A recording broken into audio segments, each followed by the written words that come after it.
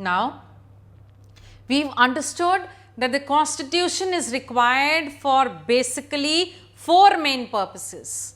The first is constitution, when it is written in black and white, gives lot of trust and coordination amongst the people.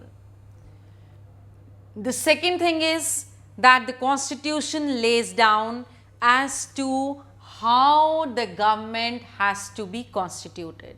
That is, how the elections are going to be held, what are the political parties which are going to be there, and what are the other aspects. Then it also sees to it that the ruler does not become autocratic. Therefore, constitution helps in limiting the powers of the ruler.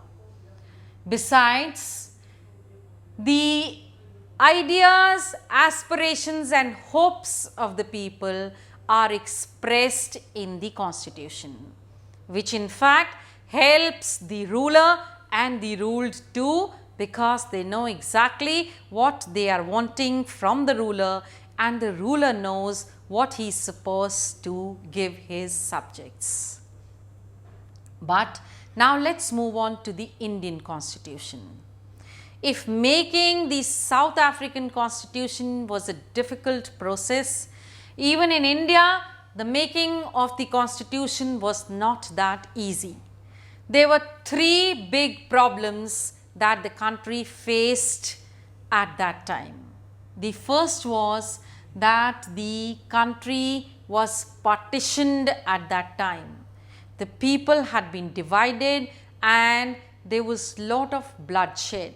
The people had not forgotten the sufferings, so to reconcile them, to bring about that unity and faith and hopes of the people back was not that easy.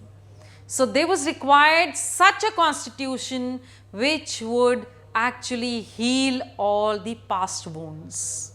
Then there was another major problem of the 560 princely states, that is, those states of India which were given the free right to either join India or Pakistan. It was not easy to make them understand that they are not going to be safe and they cannot actually run on their own, and to bring them under the Indian umbrella, all the efforts were made by Vallabhbhai Patel.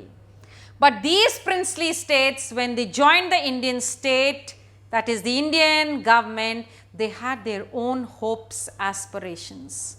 So the constitution had to actually satisfy these princely states also, who had joined India and they had their own hopes. Besides, the constitution had to ensure that all the people got social and economic rights, justice and equality. So these were the 3 big problems that the makers of the Indian constitution had there in front of them while framing the Indian constitution.